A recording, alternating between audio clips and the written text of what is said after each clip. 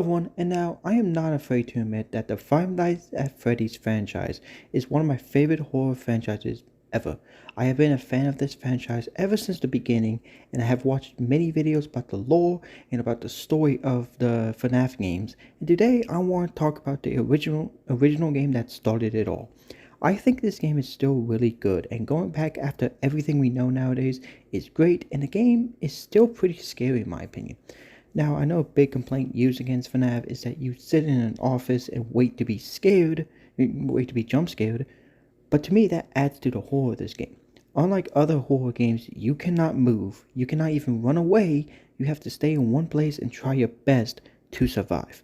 You really only have three options that you can use in order to survive against each of the animatronics, like whether that be Freddy, Bonnie, Chica, and Foxy, and that is your security camera and the doors on either side of you. So basically you only have two options.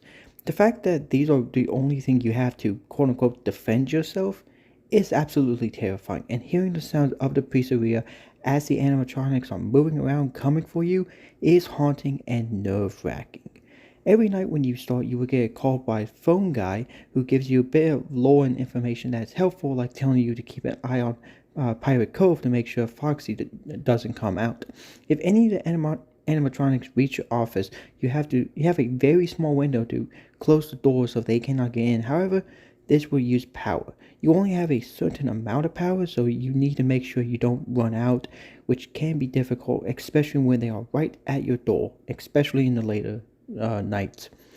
Now, I know many people do not like jump scares, and a lot of people see them as boring and not scary, but I personally like them, especially when they are done right.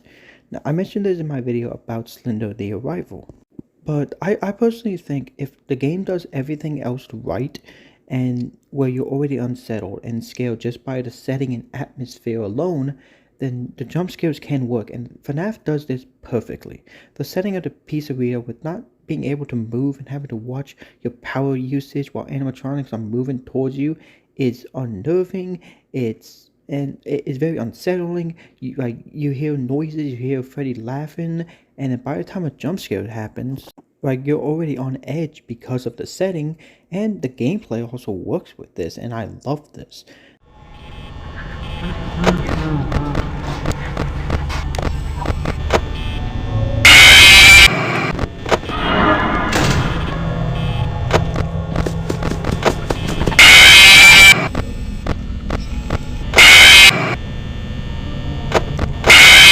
Now, this game does run a lot on RNG, and that can cause some problems, but I actually like this. I actually like this, and I actually like that this game actually has RNG, because to me, it brings up, it brings challenge. It brings the challenge up as you enter each night. Like, take this look at this clip where I'm on night 4. I'm running low on power, and I'm trying my best to keep Bonnie and Chica out while also checking on Foxy, and I will let the rest of the clip play out.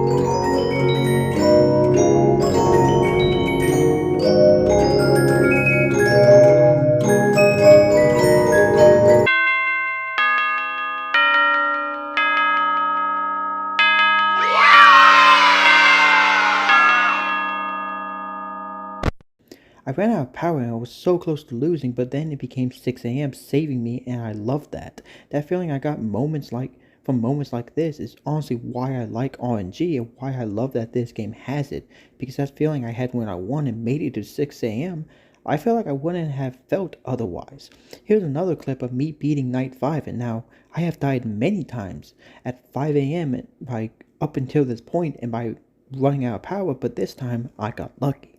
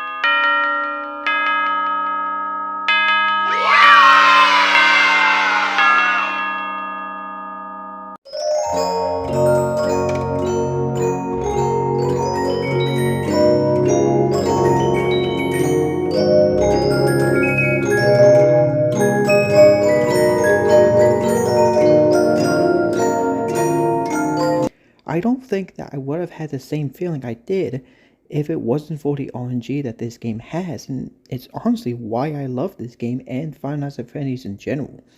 So I think now is about time I talk about the story of this game, which honestly is one of the most interesting things about FNAF. You can easily find out the lore by just looking up on YouTube or just watching the game theories, and like they are great videos, and honestly I highly recommend you go watch the game theorist. He makes fantastic videos. I love Matt Pat. But let's just focus on the story of this first game only, which honestly, with where the franchise is now, honestly isn't even that bad to understand. It isn't even that hard. So we can find out from newspaper clippings that are on the wall that 5 children have gone missing, and this became known as the Missing Children's Incident because they were never found.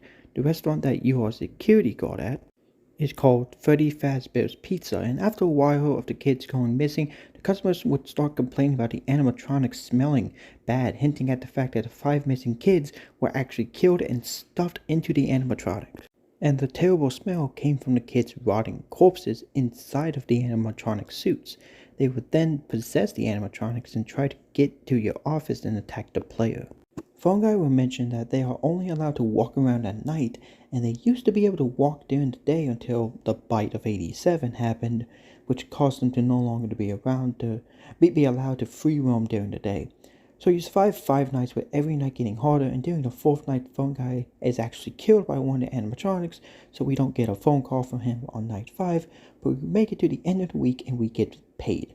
Now, after beating Night 5, a bonus 6 night will be unlocked where it will be even tougher, but once you beat it, you will get a few extra cents for completing it, and you will then unlock Night 7, where you can customize the animatronics to whatever level you want, with the highest being 20, and 2020 mode is, no, 2020 mode is very hard, and you have to be on your toes to beat it. And after you finish Night 7, we see that we got fired for tampering with the animatronics and odor. You can also find a secret 5th animatronic. You can change the camera back and forth to camera 2B, and eventually Golden Freddy will show up, and when he jump scares you, it actually crashes the game. Now, Golden Freddy isn't a secret anymore. Hell, there's so much more lore and information about FNAF nowadays that me honestly not bringing it up is ridiculous, because what we know now. But if you guys want to know the full story of FNAF, I recommend watching Game Theory or other Five Nights at Freddy's channels, because I couldn't really explain the whole lore or stories of these games. I honestly feel like I did a terrible job just explaining the story of this game. But either way, that was Five Nights at Freddy's 1, the game that started it all and started honestly one of my favorite franchises. I said this at the beginning, but I have been a fan of this game ever since the beginning, when Markiplier first made his Let's Play of this game and MatPat first made his first theory about it. Even though I did get tired and burned out with the franchise a while ago, I don't feel like that anymore. And I do want to talk about all the Five Nights at Freddy games up until Security Breach, because while yes, I've heard problems with it, and I heard problems with the game, I still want to give it a chance and give it my own opinion rather than relying on what everybody else is saying. Five Nights at Freddy's 1 is still fantastic, and honestly, I would say is still one of the best Five Nights at Freddy's games. It was the perfect beginning to this amazing franchise.